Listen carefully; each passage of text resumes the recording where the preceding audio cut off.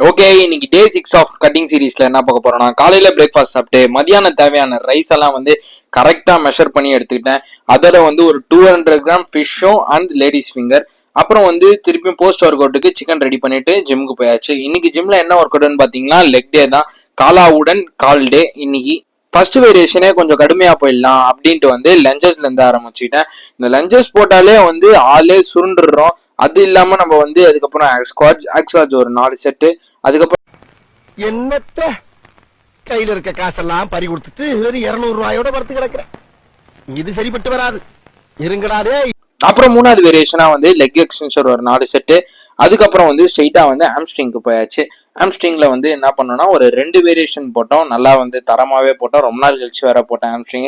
அப்புறம் வந்து நம்ம போஸ்ட் ஒர்க் அவுட் மீல சாப்பிட்டு 1 ஸ்கூப் ஆஃப் ஃபேவர் குடிச்சிட்டு எங்க போயிட்டோம்னு பாத்தீங்கன்னா வந்து ஸ்விக்கி ஓட்ட தான்.